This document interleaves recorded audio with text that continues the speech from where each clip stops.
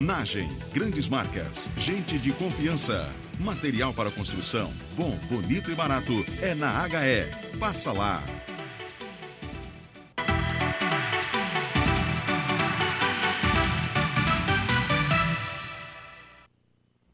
Servidores concursados para ingresso na Assembleia Legislativa do Rio Grande do Norte tomaram posse hoje na casa. A repórter Andréa Freitas tem os detalhes. A posse dos novos concursados aconteceu na manhã desta sexta-feira aqui na Assembleia Legislativa. Eu estou aqui ao lado do secretário-geral da Assembleia Legislativa, Augusto Viveiros, que vai nos falar sobre esse ato de posse. Dos 85 a 15 convocados, 9 foram empossados na manhã desta sexta. São setores que estavam necessitando de pessoas, porque agora o funcionário efetivo é a memória viva da casa. Então, nós comissionados saímos, eles ficam e vão transmitindo uns aos outros. A Assembleia precisa, ao final de agosto, quando sair o segundo índice da Lei de Responsabilidade Fiscal, a Assembleia poderá chamar novos concursados. O Tribunal de Contas do Estado determina que a gente faça esses levantamentos orçamentário, financeiro, administrativo e fiscal, para que a gente cumpra a Lei Complementar 101, que é a da responsabilidade. Obrigada, secretário. Andréa Freitas para o Jornal do Dia.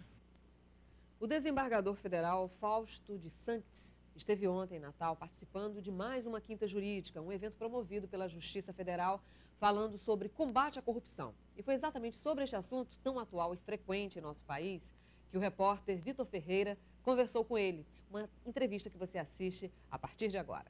Oi, Margot, boa tarde para você que está em casa. Nosso entrevistado hoje do Jornal do Dia, o doutor Fausto de Sanctis. Ele hoje é desembargador federal, mas quando juiz alcançou destaque aí no combate ao crime organizado, sobretudo envolvendo a lavagem de dinheiro. Na Operação Satyagraha, em 2008, pediu a prisão do banqueiro Daniel Dantas. E é com ele que a gente conversa agora. É claro que começa falando sobre essa operação. O senhor disse em um outro momento, uma outra entrevista, que essa operação foi um marco para denunciar as deficiências brasileiras. Por quê, doutor Fausto?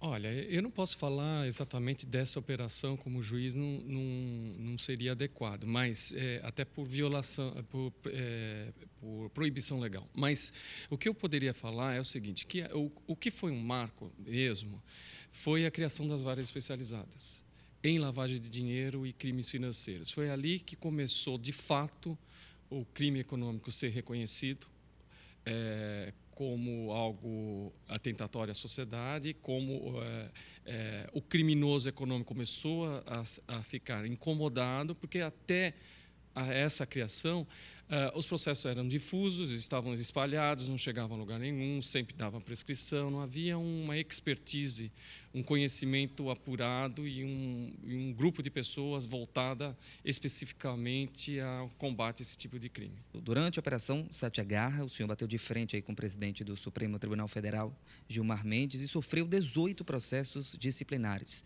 É difícil fazer justiça em um país como o nosso? Apenas eu decidi, conforme meu entendimento, minha convicção, conforme a minha interpretação da lei e a Constituição.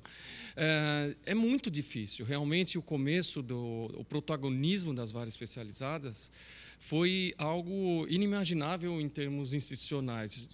Jamais poderia imaginar, eu e outros colegas da época também imaginavam que tivesse uma reação tão forte contra as ações que estavam sendo, as decisões que estavam sendo tomadas, e que depois, recentemente, a gente vê que as decisões são confirmadas em outros casos em casos semelhantes, envolvendo corrupção, lavagem de dinheiro, e agora mudou um pouco o movimento institucional, está favorável à atuação dessas varas. Então, eu fico contente com isso. Espero que não seja meramente um movimento de moda, mas que movimento político, mas que seja um movimento de aperfeiçoamento institucional e que venha para ficar. Falando nos escândalos contemporâneos, nos escândalos atuais, a gente não tem como deixar de citar a Operação Lava Jato, né, que está em discussão em todo o país, mundo afora, na verdade. Como é que o senhor analisa essa operação? Posso dizer que existe um aparente aperfeiçoamento institucional, no sentido de que viabilizar as ações que estão ocorrendo nas varas de primeiro grau, aí no especial lá em Curitiba, Mas, por outro lado, ele demonstra, como já demonstrava antes, uma imperfeição sistêmica, que é o foro por prerrogativa de função, porque o tempo o mesmo fato, a corrupção, não existe corrupção só de um lado, existe uma corrupção, é um fato só.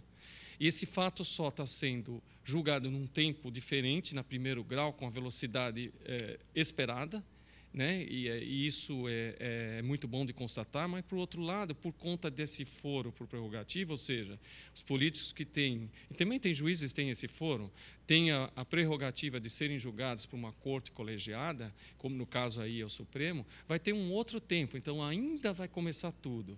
Moral da história, o Brasil vai ficar, no mínimo, 3, 4, 5, 6 anos envolvido nisso, e numa turbulência absurda por conta dessa falha do sistema que não deixa um juiz de primeiro grau, como é nos Estados Unidos e em muitos países, julgar as autoridades, né? O senhor alcançou destaque aí no combate ao crime organizado. E quando a gente fala em crime organizado, a gente fala em várias esferas. Aqui no nosso estado, Rio Grande do Norte vive um momento muito delicado no sistema penitenciário, sobretudo pela possível, quase concreta, ação do PCC. O PCC, crime organizado, é uma ameaça ao Estado? Olha, o crime organizado não é só uma entidade bem feita, constituída, ele significa corrupção dos poderes, poder executivo, legislativo e judiciário. Quando nós temos um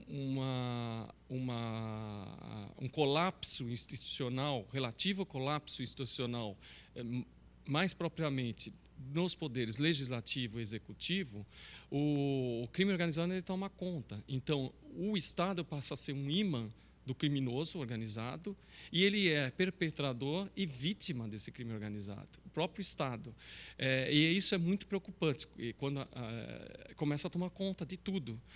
Como você vê, não só no Rio Grande do Norte, em São Paulo também, a 2 quilômetros do Palácio dos Bandeirantes, existe a atuação do crime organizado em muitos bairros e muitas cidades próximas à cidade de São Paulo. Isso é muito preocupante. O que precisa é o Estado agir com firmeza e parar de enquadrar os criminosos como se estivesse tratando de caso de previdência social, de assistência social. Não, criminoso tem que ser assim reconhecido e o Poder Judiciário está aí, é um poder estigmatizante, necessariamente estigmatizante, e esse efeito é importante para a prevenção geral do crime, né? E especial, para que essas pessoas não voltem à criminalidade. Exatamente isso que eu queria falar. No seu ponto de vista, como é que o Estado hoje visualiza, entende e se relaciona com o criminoso? Olha, a criminalidade comum ela tem tido uma interpretação do judiciário mais rigorosa se você compara com o que é decidido com relação ao crime econômico. Isso é um ponto, esse dualismo é algo criticável. Mas, mesmo na criminalidade não econômica, no crime organizado, a lei tem que ser severa, tem que ser aplicada. E, às vezes, a gente observa que a punição é incompatível com a gravidade das práticas criminosas. Então, aquela ideia de que a prisão desserve, que não adapta, é verdade, mas você não pode também desconsiderar a desproteção social, deixando pessoas absolutamente violentas e capazes de qualquer coisa, de atos de terrorismo, né? Terrorismo interno, de deixarem a população à mercê disso aí. E isso é um risco grave ao Estado democrático de direito, porque as pessoas passam a desacreditar nos valores democráticos, nas instituições democráticas, quando elas deixam de agir ou não agem à altura do crime organizado. Quando a gente fala em violência, em crime, não há como deixar de falar na questão do tráfico de drogas, no uso das drogas. O senhor acredita que a liberação do uso das drogas é uma solução para reduzir os índices de violência aqui no nosso país? O criminoso organizado, se não é por drogas, ele vai por outro caminho, vai ser por roubo. Então, não se pode ser ingênua de achar que acabando descriminalizando a droga vai acabar com o crime. Não vai acabar.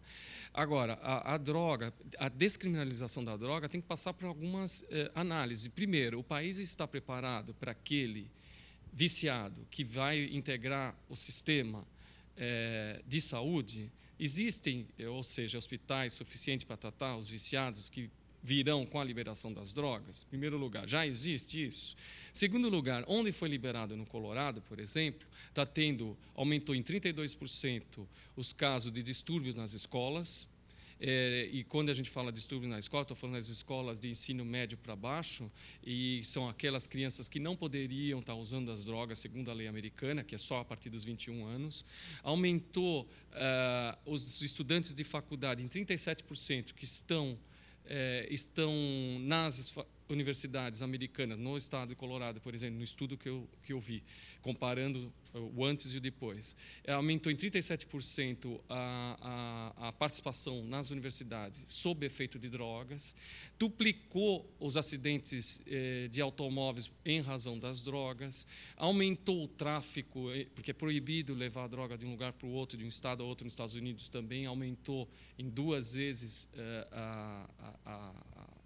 o transporte de drogas, que é proibido. Então, existe uma série de problemas que não está sendo falado, que vai longe dessa visão romântica de simplesmente descriminalizar. E me preocupa a descriminalização das drogas. A droga é um mal, é difícil ser lidada, eu não sei qual é a melhor solução, mas não sei se descriminalizar vai acabar com o problema do crime organizado. Muito obrigado pelas informações, doutor Fausto. Sucesso aí nessa carreira. Nosso país está precisando de quem realmente aí combata o crime. Margot. Maravilha, Vitor Ferreira, obrigada. E os vereadores de Natal receberam hoje a confirmação de que o governo do estado tem previsão de construir, ainda este ano, uma nova ponte para desafogar o trânsito na zona norte da cidade. O assunto foi discutido durante uma audiência pública com a participação de representantes do governo e prefeitura. O DR apresentou o projeto de uma ponte partindo do quilômetro 6, na divisa entre Natal e Macaíba, passando sobre o rio Jundiaí-Potengi, com 70 metros de extensão. Além da construção da terceira ponte, o debate também inclui a recuperação da ponte de Igapó e a conclusão dos acessos da ponte Newton Navarro.